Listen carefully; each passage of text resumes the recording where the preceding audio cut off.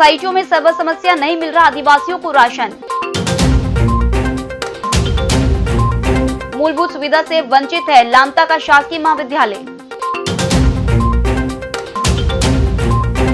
सूने मकान से ज्वेलर्स व्यापारी के घर से लाखों के जेवरात पार। नमस्कार, बालाघाट लाइव में आपका स्वागत है। मैं हूं आपके साथ अंकिता और आइए अब खबरें देखते हैं विस्तार से। बालाघाट जिले की दक्षिण बिहार क्षेत्र के अंतर्गत अति संवेदनशील नक्सल प्रभावित क्षेत्र में इन दिनों सर्वर नहीं होने के कारण आदिवासियों को खाद्यान्न सामग्री नहीं मिल पा रही है, जिससे आदिवासियों को काफी परेशानियों का सामना करना पड़ रहा है। इसी तरह का एक जीता जागता मामला सोनगुड्डा, डाबरी, पीतकोना, मोहनपुर सहित अन्य ग्रामीण अंचल का सामने आया है, जहां पर अभी तक प्रशासन के द्वारा किसी प्रकार से कोई कार्रवाई नहीं की जा रही है, जिसका खामियाजा आदिवासी बेगांव को खाद्यान्न के लिए भटकना पड़ रहा है।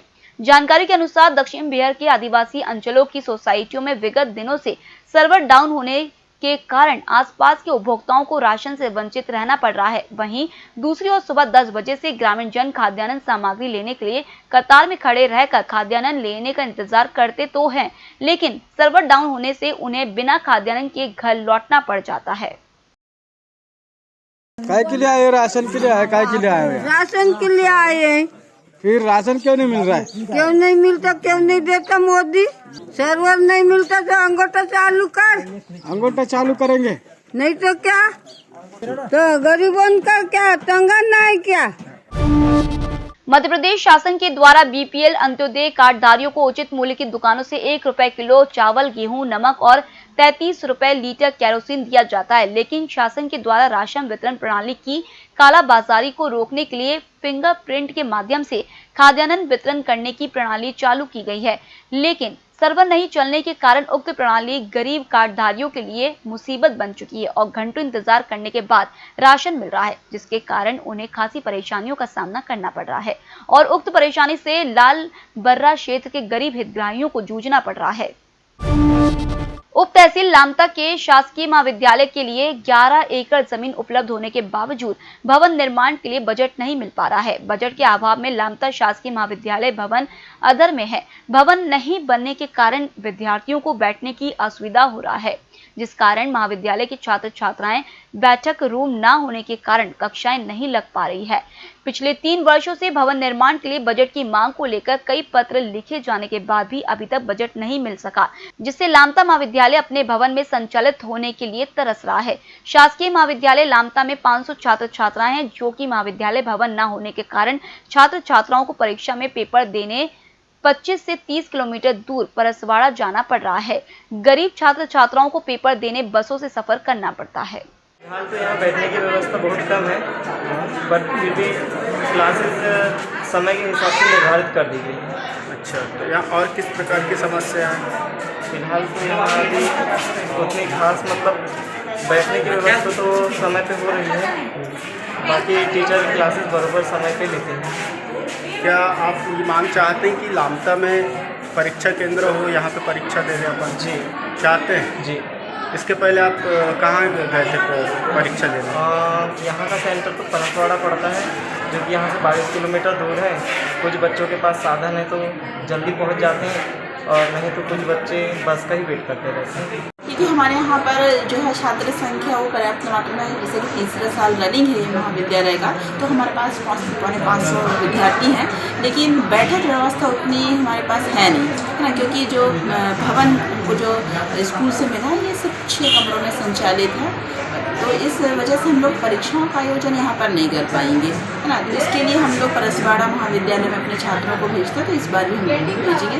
जब तक अपने पास भवन नहीं आ जाता तब तक ये थोड़ी कमी जो महाविद्यालय की हुई है, बाकी तो सारी व्यवस्थाएं हमने जो छोटी मोटी जो है वो अपने स्तर से कर रखी है, और जो कमियाँ हैं हम लोग शासन को लिखते भी हैं। नगर के वार्ड नंबर 27 प्रेमनगर निवासी ज्वेलर्स व्यापारी के सूने घर से अज्ञात चोरों ने 24 फरवरी की रात लाखों रुपए की जेवरात व नकदी चोरी कर ली, जिसकी शिकायत कोतवाली में प्रार्थी सुशील पिता मानव चंद सोनी 39 वर्ष ने की। पुलिस अज्ञात चोर के खिलाफ मामला कायम कर पतासाजी कर रही है। बताया गया कि पिता की तबीयत खराब होने पर हैदराबाद अस्पताल में उपचार चल रहा है, जिससे 26 फरवरी की शाम घर में ताला लगाकर परिवार सहित पिता के घर पर सोने गया था। दूसरे दिन गुरुवार की सुबह करीब 6 बजे घर वापस लौटा तो देखा कि पीछे का दरवाजा टूटा था और घर के अंदर अलमारी खुली और सामान बिखरा था और करीब 11,50,000 रुपए सोने के जेवरात व 1,05,000 रुपए की चांदी के जेवरात और नकदी करीब 1,65,000 रुपए की चोरी कर ली। रात को मेरे पिताजी की तबीयत ख़राब है, वो बाहर गए हुए हैं, हॉस्पिटल में है, अपोलो हॉस्पिटल हैदराबाद में। तो मैं उनके घर में रात को सोने के लिए गया था। तो सुबह आया, आकर के देखा जैसे ही 6 बजे तो घर में सामने ताला लगा हुआ था, लेकिन पीछे से कोई अज्ञात चोरों ने दरवाज़ा तोड़ करके और घर में अलमारी खोल कर तोड़ करके और उसमें जो रखा हुआ सोने का सामान, चांदी का सामान और कुछ रुपये कैश थे, वो सब चीज़ चोरी करके ले गए। 1.5 किलो से 2 किलो के आसपास चांदी का सामान गया है और 240 ग्राम के आसपास सोने का सामान गया है। तब कैश है लगभग 1,65,000 रुपये कैश था, वो भी साथ में गया है। तो अगर उसकी मार्केट वैल्यू देखने जाएंगे तो करीब 14,17,000 के आसपास होती है। 11.5 लाख रुपए का करीब सोना होता है आज की तारीख में, 1 लाख रुपए के करीब का चांदी और 1,65,000 रुपये कैश, ऐसा सब मिला के 14 लाख रुपए के आसपास की जो चोरी हुई है। मुख्य वन संरक्षक वनव्रत बालाघाट नरेंद्र कुमार सनोडिया के निर्देशानुसार 24 फरवरी को मॉयल लिमिटेड भरवेली की जांच के दौरान मॉयल सीमा से लगभग 400 मीटर के दायरे के क्षेत्र में विभिन्न स्थानों पर लगभग 150 बोरी और काफी मात्रा में ढेर बनाकर मैग्नीज अवैध रूप से छिपाकर रखा हुआ पाया गया।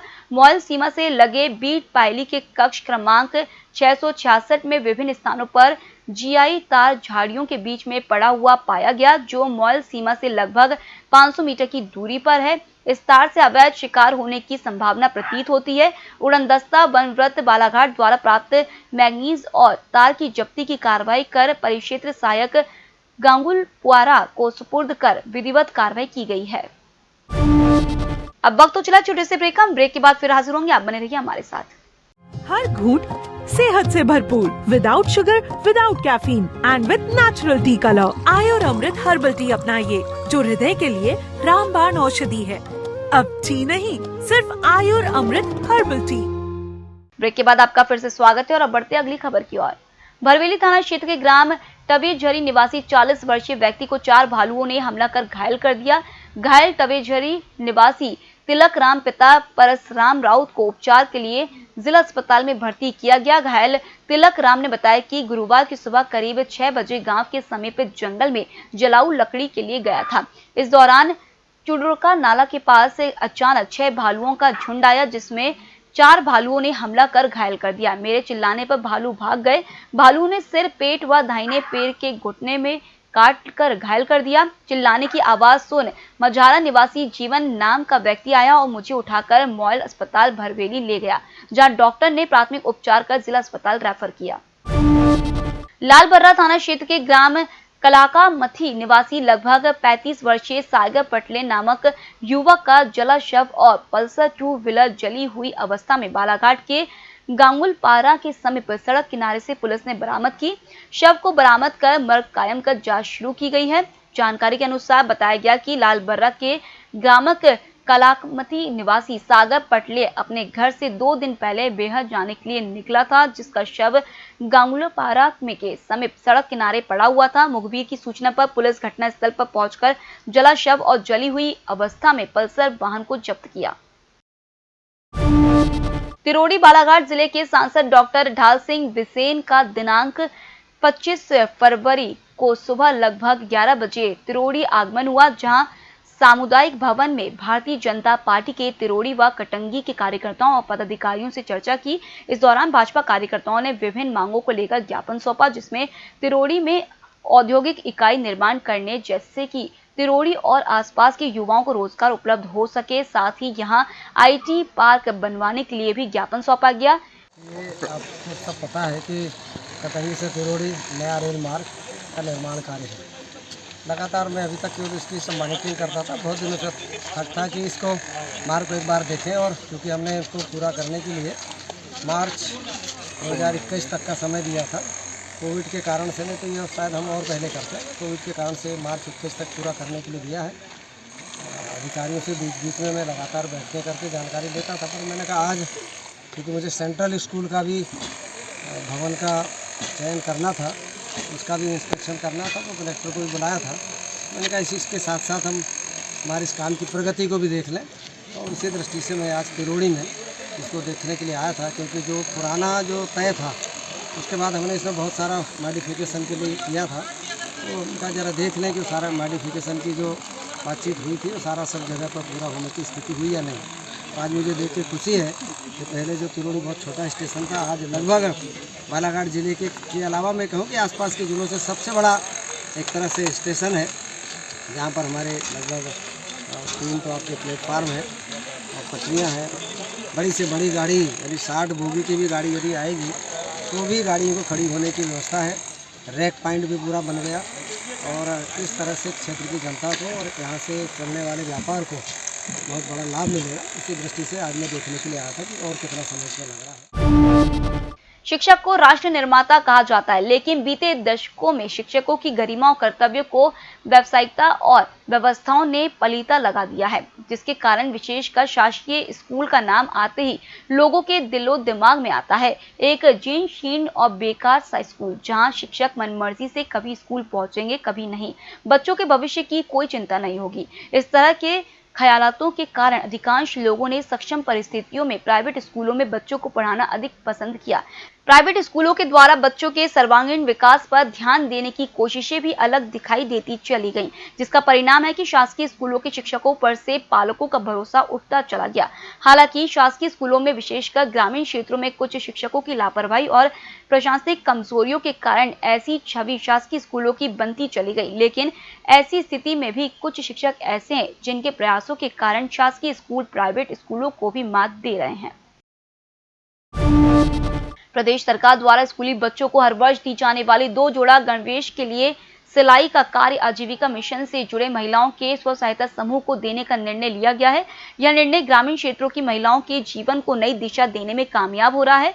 आजीविका मिशन के महिला समूह को गणवेश सिलाई के काम से रोजगार मिलने के साथ ही उनमें कई आशाओं का संचार हुआ है। ऐसा ही कुछ ग्राम गोंगलई के देवी महिला ग्राम संगठन की महिलाओं के साथ हो रहा है। जिला मुख्यालय बालाघाट से जुड़े ग्राम गोंगलाई में देवी महिला ग्राम संगठन गोंगलाई की 25 दीदियों के समूह द्वारा शासकीय स्कूलों के कक्षा 1 से 8वीं तक के बच्चों की यूनिफॉर्म सिलने का काम किया जा रहा है। फिलहाल इस बुलेटिन में इतना ही। आप बने रहिए EMS टीवी के साथ। नमस्कार।